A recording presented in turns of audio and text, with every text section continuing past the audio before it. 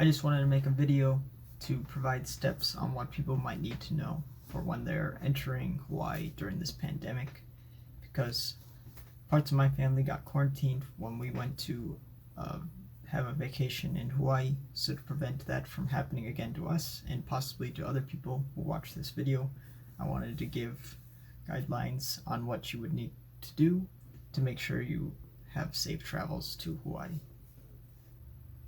So the first and best solution I can provide you is this link that will be the first link in the description, and it's basically the rules and regulations that you need to follow during this pandemic to get into Hawaii safely. And I wish our family knew about this, because if we knew about this, then we would have had no problems.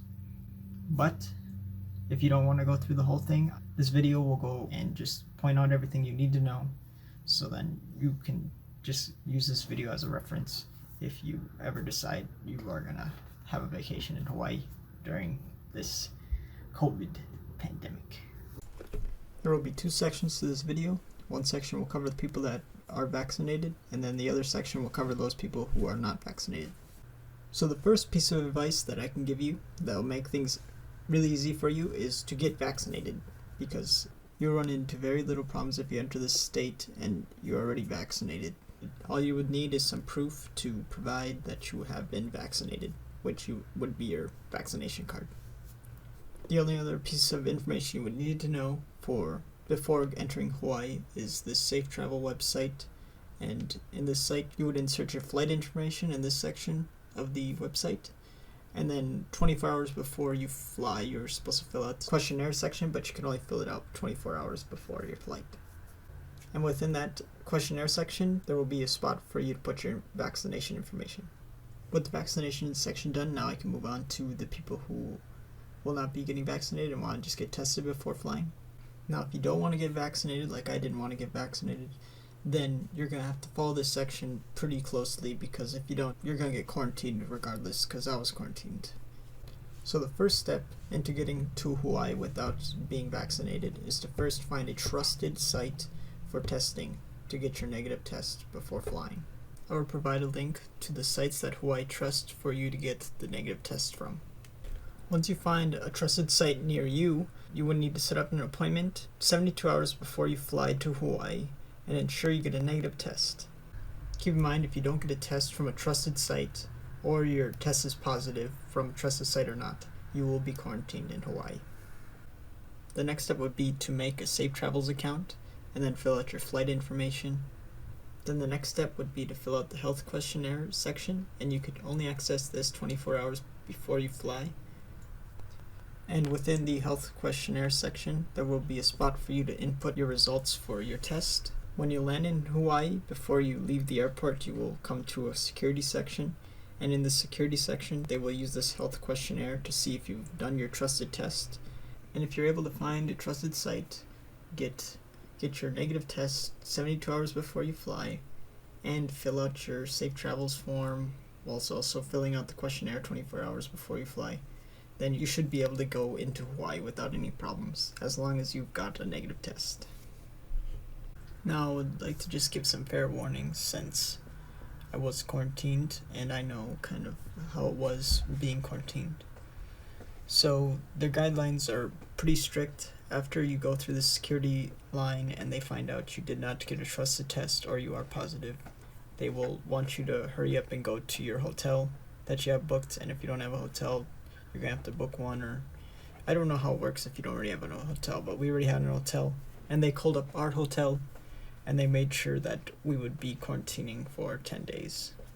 Whilst being quarantined, it almost feels like you're a prisoner, just because the atmosphere, like there's constantly security walking around making sure people are quarantining. Now, they don't come knocking on your doors or anything like that, but like there's constant people walking around, and like my family members who were able to venture kept hearing about or keep seeing people that keep getting stopped by the cops that are being like, oh, it's a free country, and then they're gonna like get fined or thrown in jail, because there's guidelines here on the website that I provided that I'll be showing them as I'm talking.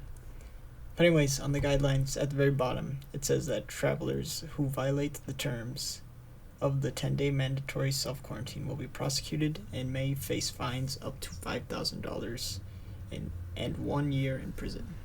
Just learning about that, we didn't want to risk spending more money than we did on this trip, leaving our hotel and possibly getting caught. And then just the fact that you could be thrown in jail too just didn't make any sense to us. So it was definitely not worth the risk. So that's why I wanted to make this fair warning, because those fines and the possible imprisonment, it isn't worth it. Alright, so that'll be it for the informative part of this video.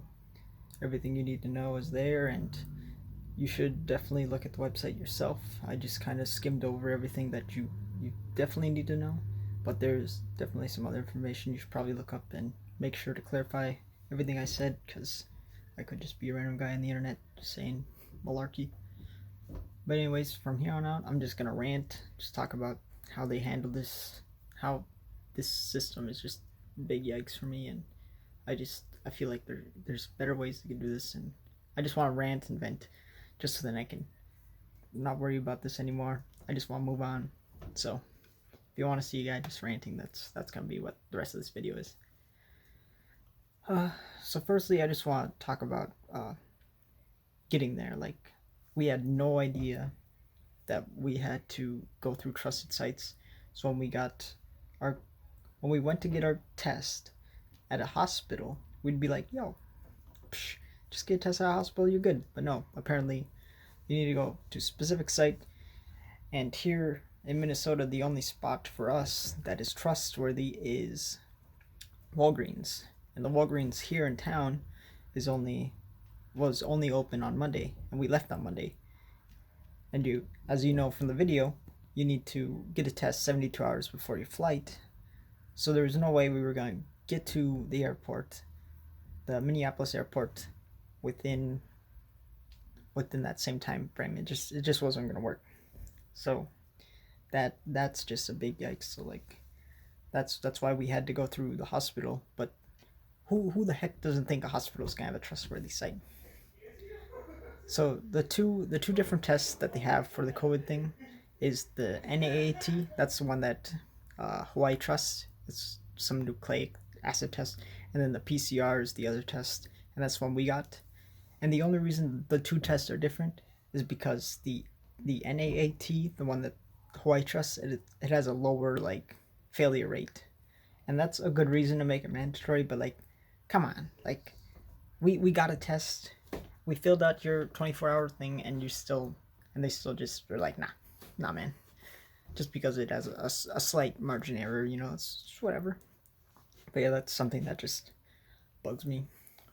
But yeah, another thing is the lack of information. Like, it's sad that like you have to like look it up yourself, rather than like Hawaii being like, oh, you booked an airplane here? Okay, here's a bunch of information you should know. Here's a website you should go to figure that out. Like, this website, I had no idea about it until we got there to Hawaii. Like, we didn't know that there was a chance of us getting fined, that we didn't know we were gonna possibly get thrown in jail. We just thought, oh, if you get thrown in quarantine, you just get. We just thought, like, if you got thrown in quarantine, you just get a big slap on the wrist and be like, yo, you should quarantine. But no, they're really strict over there and have a whole fine system, and the whole security thing, like I said, is just a big yikes.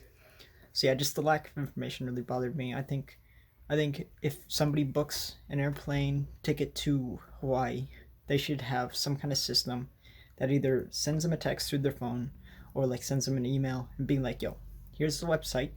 Make sure you go through this website, because it tells you that all this information you should know before you fly here to Hawaii. And that, just having that would have saved so many people, because we're trying to go through a refund process because half of our people got thrown into quarantine, so we shouldn't have to pay for a trip that, we couldn't do anything. Like, why do you go on a vacation? You go on a vacation to explore a new area, right? But if you're quarantined, you can't even explore. You just stay in a freaking jail cell. So yeah, like, if they warned us before we left then we would go through the trusted site.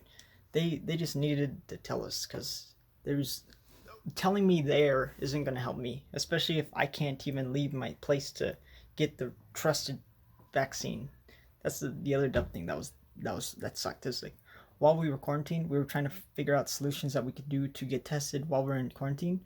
But I just looked at the site and it says, even if you're tested whilst in quarantine and you turn out to be negative from a trusted site and you're in quarantine, you're gonna have to quarantine for the next 10 days, even if you're negative, even if it's a trusted site. I could show a little part of it.